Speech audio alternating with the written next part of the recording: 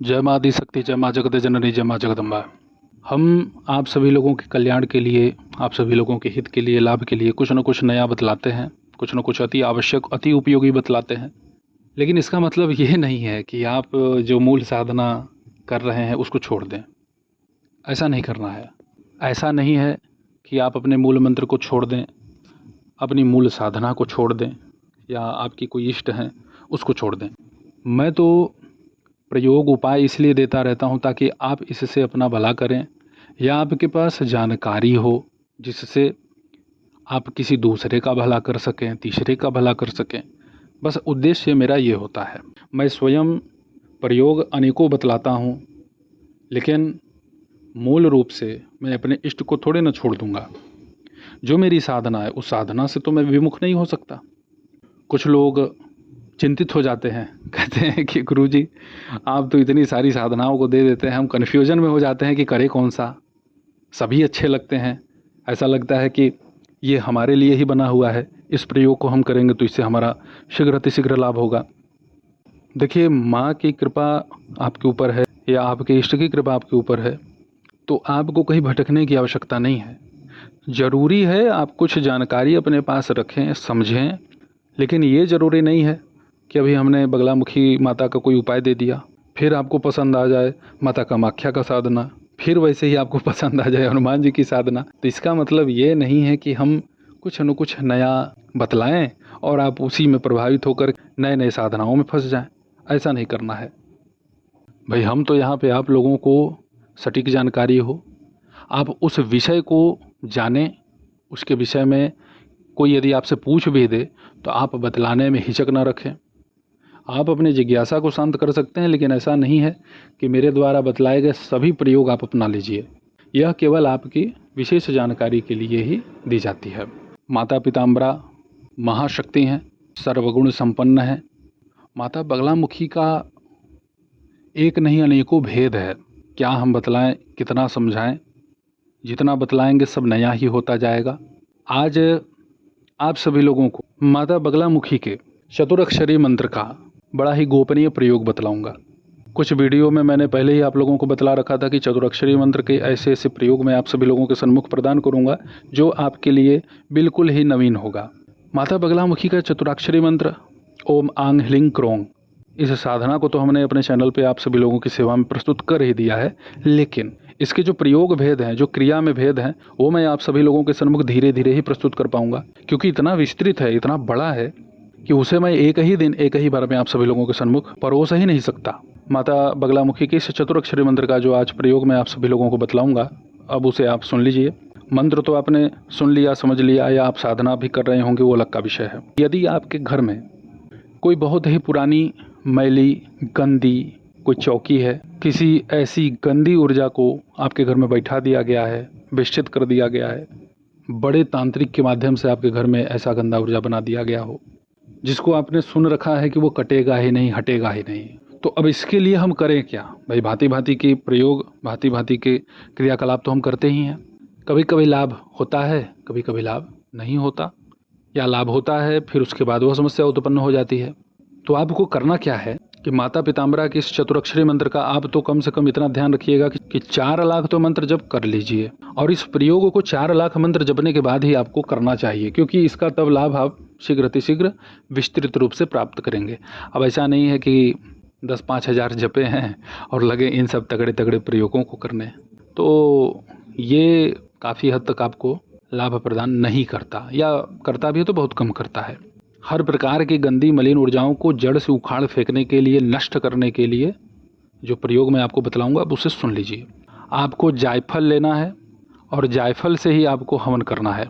आम की लकड़ी पर ओम आंग ह्लिंग क्रोंग स्वाहा, ओम आंग ह्लिंग क्रोंग स्वाहा, ऐसे ही आपको आहुति प्रदान करनी है।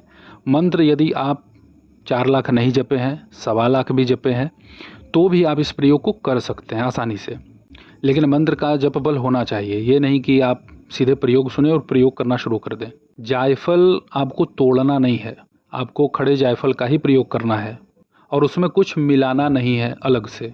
तो इससे यदि आपके ऊपर गंदी से गंदी, मलिन से मलिन ऊर्जा, मैली कोई भी ऐसी ऊर्जा है जो बनाई गई है, बैठाई गई है, जो शरीर को पकड़ती है, सिर को पकड़ती है, शरीर में कहीं ना कहीं आपको चुभन देती है, या फिर आपको आत्महत्या करने के लिए प्रेरित करती है, या फिर आपको ऐसा आभास होता है कि आपके मस्तक के ऊपर, शरीर के ऊपर कोई बैठा है, कानों में आवाज़ें आती हैं, ऐसा भी लगता है कि कोई खड़ा है, आपको हमेशा एक भय बना रहता है, ये सब समस्याएं नष्ट हो जाएंगी।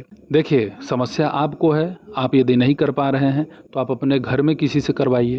अब भाई देखिए, हर जगह पंडित जी लोगों को पकड़ करके यदि आप अनुष्ठान ही करवाएंगे तो बहुत अत्यधिक धन ही आपका व्यय हो जाएगा। धन व्यय न हो, इसीलिए मैं आप सभी लोगों के सामने साधनाओं को प्रस्तुत कर देता हूँ।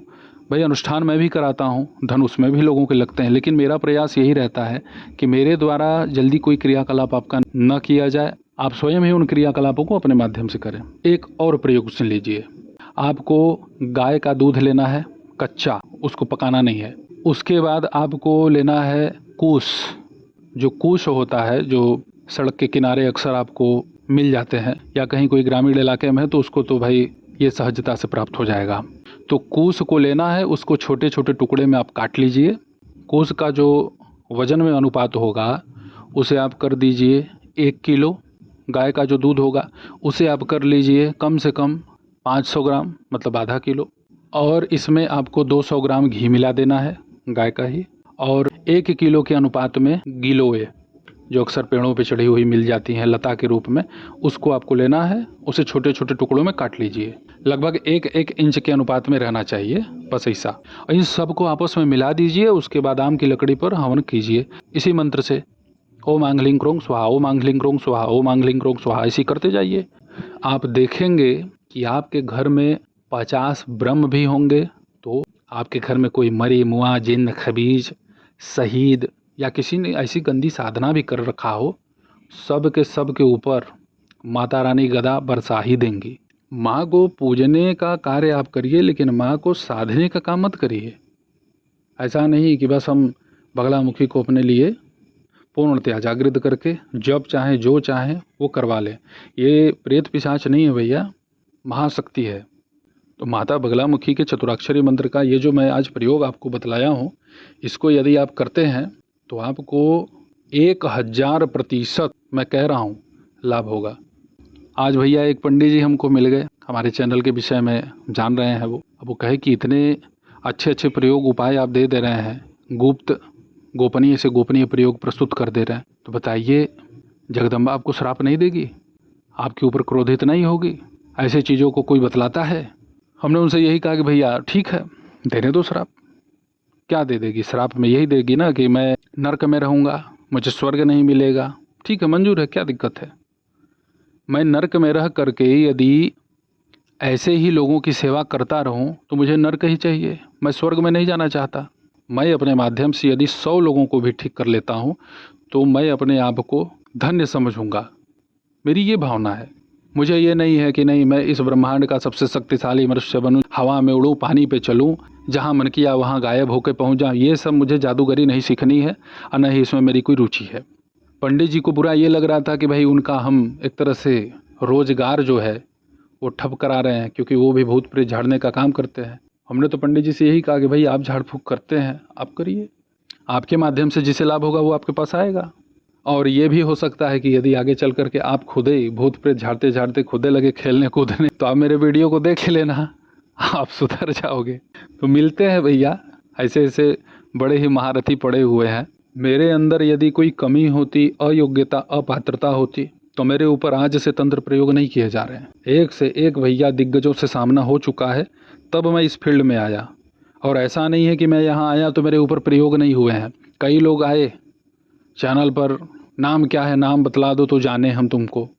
इसी चैनल पर नाम भैया मेरा आशुतोष पांडे है, ठीक है, 1 घंटे में देखना क्या होता है। ऐसे भी लोगों से सामना हो चुका है। 1 घंटे बाद हमको क्या हुआ, भूख लगा, गए कुछ फलाहारी किए, फिर बैठ गए पूजा में। उनका दोबारा हमारे ऊपर कोई मैसेज नहीं आया। अब वो मर गए या बचे हुए हैं, पागल हो गए या सुधर गए, अब जगदम्बा जाने, हम क्या जाने। हमारा यह संकल्प है, हमारा यह कार्य है, आप सभी लोगों की सेवा में तत्पर रहना, आप सभी लोगों को स्वस्थ रखना, सुखी रखना, अच्छा रखना। देखो भैया, घर सबका है, सबके अपने माता पिता भाई बहन हैं, सबके अपने परिवार के सदस्य हैं और अपने ऊपर जब बात आती है ना तो सबको पीड़ा होती ही है। तो किसी भी प्रकार से हम ऐसे उल जलूल के चक्करों में ना फंसें, फालतू के लोगों के चक्कर में पड़कर अपना धन मान सम्मान न गंवाएं। इसलिए मैं आप सभी लोगों की सेवा में कुछ न कुछ प्रस्तुत करता ही रहता हूं और बहुत सारे लोग हैं जिसे लाभ भी हुआ। हमारे पास हम एक ही बल अपना मानते हैं और वह बल है तपस्या का बल। और तपस्या का बल, जो तप का बल है, वह सबसे प्रभावशाली है, सबसे शक्तिशाली है। ये बाहुबल, धन का बल, ये सब तो क्षय हो जाएगा, तप का बल क्षय नहीं होता। तो प्रयास यही करना चाहिए कि अपने माध्यम से केवल दूसरों का हित हो, परमार्थ का कार्य हो, परहित का कार्य हो। और माता से आप कुछ मत मांगिए, आप ये भावना रखिए कि आप समाज की सेवा कर रहे हैं, जगदम्बा की सेवा हो रही है, ये मान के आप सेवा करिए। देखिए आपको लाभ ही लाभ होगा। जिस प्रयोग को आप सभी लोगों के सम्मुख हमने प्रस्तुत किया है, इसे अवश्य कीजिए। यदि आप समर्थ हैं, सक्षम हैं, तो अवश्य कीजिए, आपका इससे अवश्य ही लाभ होगा, निश्चित लाभ होगा। मैं तो भैया आप लोगों की सेवा में तत्पर रहूँगा ही, आता ही रहूँगा कुछ न कुछ नया लेकर के। अति शक्तिशाली प्रयोग को अवश्य कीजिए, इसका पूर्ण लाभ उठाइए। ऐसे ही आप सभी लोगों की सेवा में मैं उपस्थित होता रहूँगा दिव्य विषयों के साथ। तब तक आप सभी अपना ध्यान रखें, सुखी रहें, स्वस्थ रहें। जय माता दी, हर हर महादेव।